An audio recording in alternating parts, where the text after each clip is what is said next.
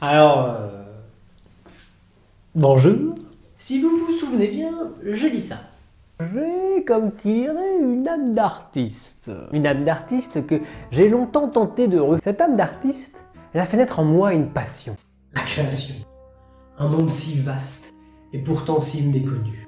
Un monde sujet à tant d'injustices, tant de méconnaissances, de préjugés, d'idées reçues, de fausses vérités.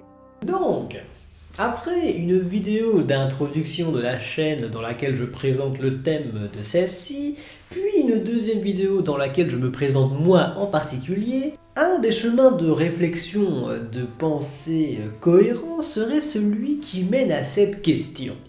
Pourquoi la création? Pourquoi suis-je passionné par la création? Dans cette vidéo, je vais tenter d'y réfléchir et d'y répondre avec vous. Pourquoi est-ce la création qui est née en moi comme une passion? Ça... je sais pas. Ce que je sais, c'est que la création, créer, de manière générale, ça me stimule. Et par extension, ben, ça me rend heureux. Mais laissez-moi vous détailler tout ça, hein, laissez-moi un petit peu nuancer. La première chose à savoir, c'est que créer, pour moi, ce n'est pas quelque chose qui s'arrête à un seul domaine. Créer, pour moi, par exemple, ça pourrait être écrire, peindre, sculpter, monter sa boîte, jouer au Lego, cuisiner. Par exemple, écrire une pièce de théâtre. Par exemple. Créer, pour moi, est un monde si grand et si vaste, et qui est propre à chacun.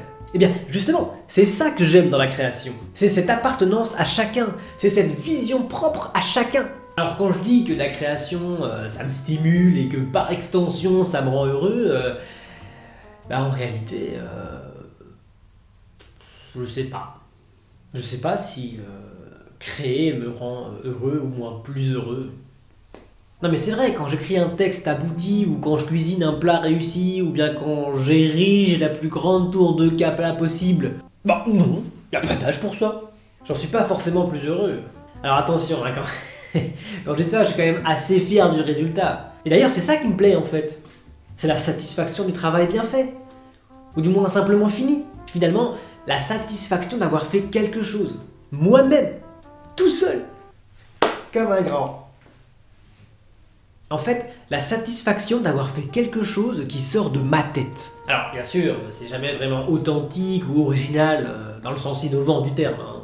Alors évidemment, il y a toujours et beaucoup de parts d'inspiration de ce que j'ai pu apprendre, de ce que j'ai pu voir, de ce que j'ai pu entendre ou même ouï dire, que ce que j'ai pu entendre être suggéré, ou même de ce que j'ai pu détester dans mes créations. Mais ça ne m'empêche pas de me dire que celui qui a fait ça, quand il s'agit de moi, c'est moi! Et c'est vrai, c'est moi qui ai fait cette création, c'est moi qui ai fait ce texte, cette œuvre, ce plat cuisiné. Mais parfois, plus souvent que je ne l'ose me l'avouer d'ailleurs, le syndrome de l'imposteur revient.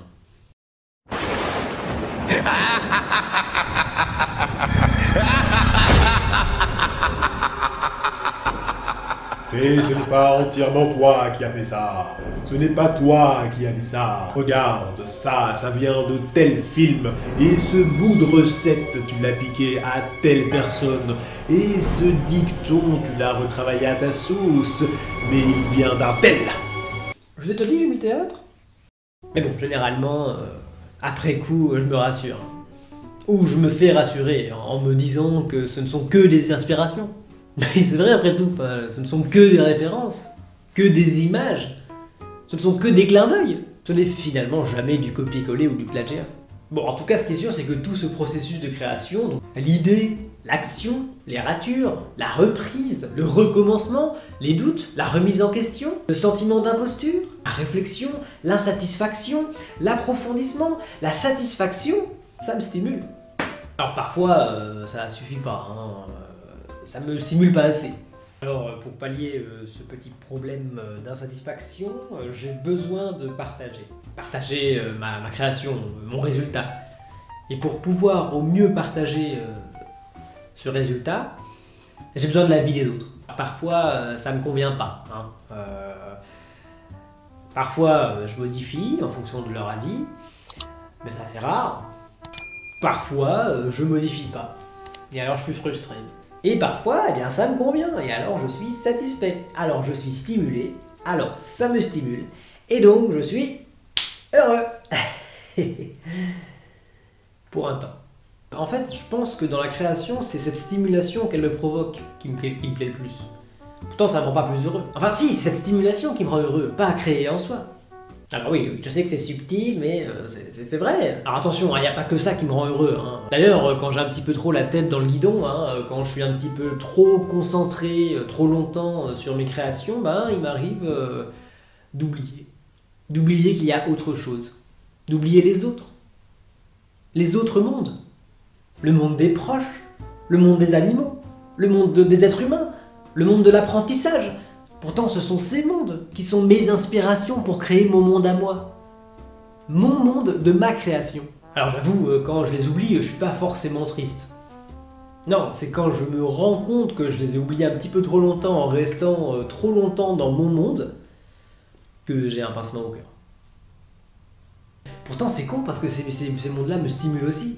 Et ils me rendent heureux aussi. D'ailleurs, quand je reste trop longtemps dans un de ces mondes et que j'en oublie le monde de la création, je suis triste quand je me rends compte que je l'ai oublié un petit peu trop longtemps.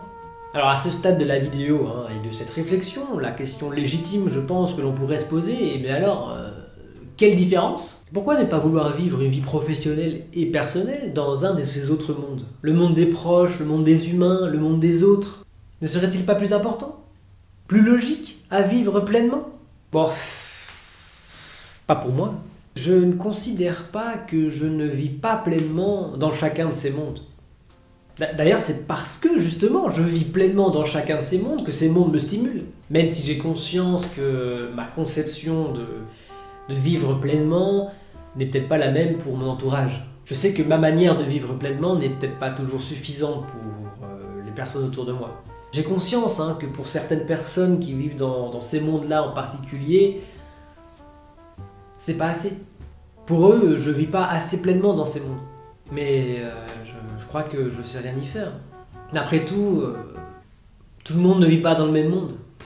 Ou du moins, tout le monde n'a pas le même monde de prédilection. Je pense que c'est ça que je préfère dans le monde de la création. Je pense que ce qui fait que je préfère le monde de la création, c'est que je peux exprimer toutes les stimulations que je vis ou que j'ai vécues dans les autres mondes. Exprimer ces stimulations, ça me stimule. Ce sont des stimulations qui stimulent. Et ça me rend heureux. Du moins en partie.